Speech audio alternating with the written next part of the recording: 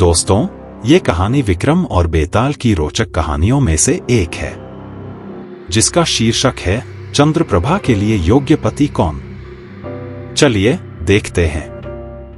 पिछली कहानी सुनने के बाद जब राजा विक्रमादित्य बेताल के प्रश्न का उत्तर देते हैं, तो बेताल फिर से पेड़ पर जाकर उल्टा लटक जाता है। राजा विक्रमादित्य बेताल को फिर से पकड़ते हैं और उसे साधु के पास ले जाने लगते हैं। रास्ते में बेताल ने राजा से फिर से कहा कि वो उसे एक और कहानी सुनाएगा और अगर राजा उस कहानी को सुनने के बाद कुछ बोले तो वो उड़कर वापस पेड़ पर चला जाएगा। उसकी ये बात सुनकर राजा फिर से चुपचाप कहानी सुनने लगे। फिर बेताल ने कहानी शुरू की और बोला कि एक बार की बात है, कुसुमावती नगर की राजकुमारी चंद्रप्रभा को एक युवक से प्रेम हो जाता है जिसका नाम मनु कुमार था।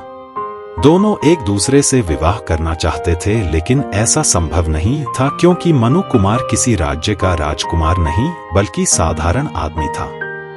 चंद्रप्रभा मनु कुमार से कहती है कि वो उससे विवाह की इच्छा छोड़ दे, क्योंकि इसके लिए चंद्रप्रभा के पिता मनु कुमार को मृत्यु दंड भी दे सकते हैं, जिसे वो सहन नहीं कर पाएगी। इसलिए उसे यहाँ से चले जाना चाहिए। मनु कुमार राजकुमारी की बात मानकर चला जाता है। एक दिन एक जादूगर अपने बेटे के साथ कुसुमावती नगर आ रहा था कि उन पर कुछ डाकू हमला कर देते हैं। मनु कुमार उन दोनों को डाकुओं से बचाता है। जादूगर अपने प्राण बचने पर मनु कुमार से अपनी इच्छा का कुछ भी मांगने को कहता है। मनु कुमार जादूगर से कहता है कि वो राजकुमारी चंद्रप्रभा से प्रेम करता है और वो सदा उसके साथ रहना चाहता है, लेकिन उसे कोई पहचान न सके, कुछ ऐसा चमत्कार कर दीजिए।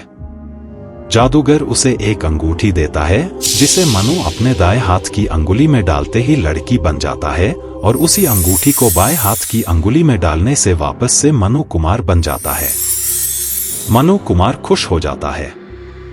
इसके बाद जादूगर, उसका लड़का और मनु कुमार एक लड़की के रूप में मनु कुमारी बनकर राजा के पास जाते हैं। जादूगर एक ब्राह्मण का भेष धर लेता है और राजा को कहता है कि मेरा नाम मूलदेव है और अपने बेटे का नाम शशि बताता है। जादूगर राजा को बताता है कि मनु कुमारी उसके बेटे की होने वाली बहू है। राजा उनसे उनके आने का कारण पूछता है तो जादूगर उन्हें कहता है कि मैं और मेरा बेटा तीर्थ यात्रा पर जा रहे हैं, तब तक आप मनु कुमारी को अपने राजमहल में रख लीजिए। राजा मनु कुमारी को राजकुमारी चंद्रप्रभा की सहेली बनाकर राजमहल में ही रख लेता है। मनु कुमारी मौका मिलते ही राजकुमारी को सारी बात बता देती है कि वह मनु कुमारी नहीं बल्कि उसका मनु कुमार है जो जादू से लड़की बना है। और इस तरह कई दिन ऐसे ही बीत जाते हैं। दोनों एक दूसरे के साथ समय बिताने लगते हैं। एक दिन उसी राजा के एक मंत्री का पुत्र मनु कुमारी से विवाह का प्रस्ताव रख देता है, क्योंकि वो उसे पहले दिन से प्रेम करने लगा था। मनु कुमारी उसे मना कर देती है तो वह जिद में आकर भोजन त्याग देता है। मंत्री अपने बेटे की इस जिद के बारे में आकर राजा को बताता है कि वो मनु से शादी करना चाहता है और यदि उसकी शादी उससे नहीं हुई तो वो अपने प्राण त्याग देगा। राजा अपने मंत्री की बात सुनकर उसकी इच्छा को पूरा करने के लिए मनु कुमारी के पास आता है। मनु कुमारी के बाएं हाथ की उंगली में चोट लग जाती है, जिसके कारण अब वो वापस से लड़का नहीं बन सकता था। राजा मनु कुमारी की शादी मंत्री के पुत्र से जबरदस्ती करा देता है। शादी का पता लगते ही जादूगर और उसका बेटा वापस आते हैं और राजा को मनु कुमारी की शादी मंत्री के बेटे के साथ करने की सजा देने लगते हैं। जादूगर अपनी जादू की शक्ति से राजा को उसके सिंहासन सहित हवा में उड़ा देता है। राजा जादूगर से कहता है कि अगर वो उसे माफ कर देगा तो वो जादूगर के बेटे की शादी अपनी पुत्री चंद्रप्रभा के साथ कर देगा। इस बात पर जादूगर मान जाता है और राजा को नीचे उतार देता है। मंत्री का पुत्र मनु कुमारी को शादी की बात आकर बताता है तो मनु कुमारी को क्रोध आ जाता है। मनु कुमारी अपनी अंगूठी को निकालती है और जबरदस्ती उसे बाएं हाथ की उंगली में डाल लेती है और वापस लड़का बन जाती है। ये देखकर मंत्री का पुत्र हैरान हो जाता है।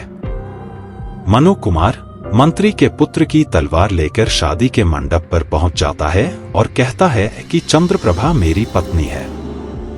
इतनी कहानी सुनकर बेताल राजा विक्रमादित्य से पूछता है कि अब बताओ चंद्रप्रभा किसकी पत्नी है। बेताल राजा को बोलने पर विवश करने लगता है। बार बार बेताल की बात सुनकर आखिर में राजा विक्रमादित्य बोल ही पड़ते हैं और कहते हैं कि सुन बेताल, चंद्रप्रभा शशि की पत्नी है क्योंकि उसका विवाह विधि विधान के साथ शशि के साथ हो रहा है, लेकिन मनु कुमार का ऐसा कुछ भी नहीं हुआ था, इसलिए शशि और चंद्रप्रभा का विवाह होगा। बेताल राजा का उत्तर सुनते ही वापस अपने पेड़ पर जाकर लटक जाता है और यहीं पर हमारी यह कहानी भी समाप्त होती है। धन्यवाद।